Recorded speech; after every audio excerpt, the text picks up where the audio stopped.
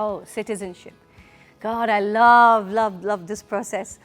And there's such a definitive moment when we actually actioned citizenship at Riverside. So Riverside started in 2001. We had a small group of kids. We were doing really interesting stuff, helping them engage in all kinds of real-world experiences, all of that, pretty much organically traveling this journey. And then I remember in 2005, my first batch was getting into grade 5. And I happened to be invited to a wonderful workshop by an organization called People Watch. And they had just recently come up with a curriculum on human rights, women's rights, child rights. And they were inviting a couple of schools to say, do you think you could kind of prototype it for us and tell us how it's working, etc. And I thought this was so right for my kids at this time, because coming into grade 3 onwards, when you're 8 years old onwards, what happens is you're able to be very aware of the other. You know, it kind of comes into that I don't just inhabit a world for myself, but there are other people that I can engage with or I should be aware of.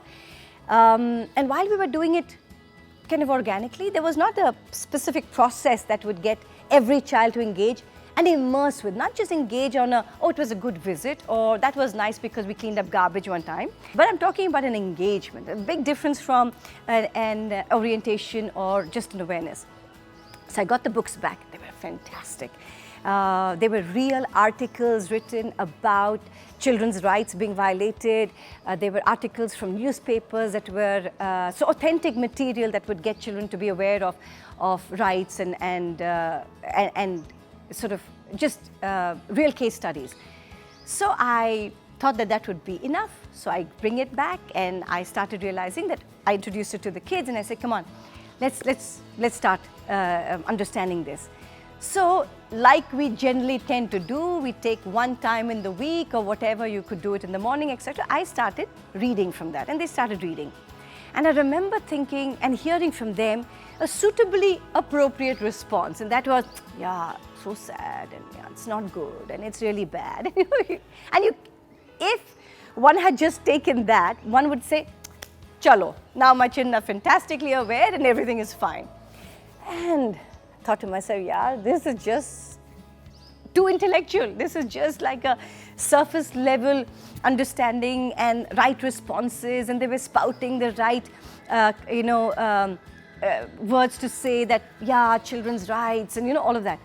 And I said, na chale boss, this is not going to work. So, of course, my fantastic team, we got together, and I remember Preeti and Parul at that time saying, we have to do something. And specifically, they'd read this rather deeply disturbing article on especially on the cracker, the industry that makes these crackers for Diwali, etc., about a big factory in the south where children were asked to come as young as 6 and 7 to spend 8 to 10 hours in a cracker factory, and how they got, either their hands were burnt or... So I still remember they had just read this article on a cracker factory in the south, where children as young as 6 were in fact badly injured, and because of making crackers, the room was extremely dark apparently, and a lot of them actually died through suffocation. And I was thinking to myself, how do I get children to really experience what it means and what they take for granted, our children, especially in schools like, say, Riverside, and what will that experience feel like, not what they will just know about it.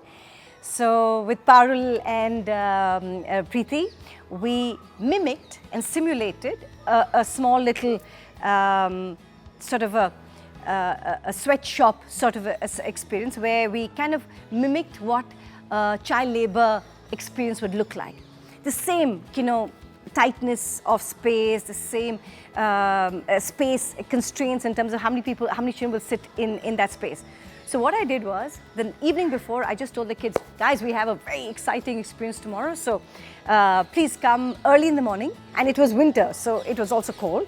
So I said, come early in the morning and just tell parents that we will be here till 4:30, a long day. and no food. So I still remember the evening before they left, I told the children, I said, listen, tomorrow we have a special surprise for you all. So come early in the morning, remember no food, and I'll see you tomorrow. And the next morning they came in and took them to the simulated space, told them, please remove your sweaters and get in. And there was complete surprise. Oh man, what is this? I said, just inside.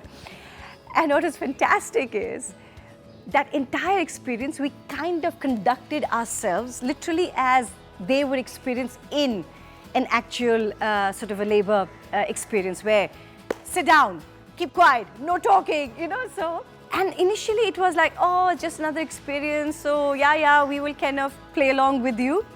And they started, and I started telling them about the fact that, you know, with 1,000 agarbattis, and this was agarbattis, not crackers, that is incense sticks that they had to roll, that they would get the first cup of tea only after a certain number were rolled. And I said that you will only get to eat, you'll get your 4 rupees for 1,000 once you roll. You know, kind of gave them the reference and context as well. And suddenly I could see the shift after the first literally 45 minutes.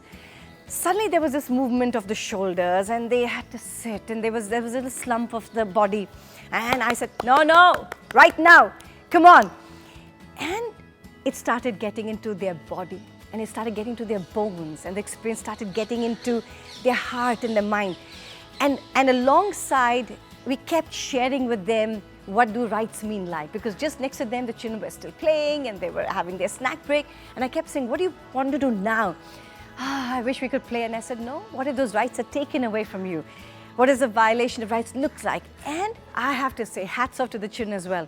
I kept telling them, I said, you could quit anytime you want. Remember, you have choice. You have choice, you can quit. They stayed the entire long day. They allowed the experience to go literally into every part of their body. And then finally, when we did the circle of reflection, I think their natural response to say, this doesn't work, we have to tell the world, we have to tell people. And subsequently they went on to do a street play outside. They took those incense sticks, went and traveled along the roads of the city and talked to people, etc. And I think whilst several things that happened after were wonderful, I think for us to recognize that an experience, wherever possible, don't leave it intellectual. If the body doesn't take part in the experience, it is less likely to stay even in the mind. So if you don't reach the heart, it is less likely that it will reach the mind as well. So I think for us that was wonderful. It's ironical to say it's wonderful for an experience that which is about something that is so deeply important and urgent. But I think it's important to recognize, and I keep urging schools to say, while you know, we make a notional exercise of saying, oh, we cleaned up one garbage dump and that's okay, or we did a plastic drive and that's okay. It has to really be, it has to go beyond the intellectual. So since then, citizenship has become an immersive experience. Our children stay, especially in the younger years, from grades 3 to grades 7, they choose a cause that they stay with for the entire year. And because of the fact that they experience different causes over the first 5 years of their engagement with disparity, recognizing that unless I'm not aware, I cannot care. And just the fact that we have awareness being built, when they reach Key Stage 3, which is the final learning journey of them from 8th, 9th, 10th, 11th, 12th, they recognize that they've chosen one that is personal to them, and they stay with it for 5 years.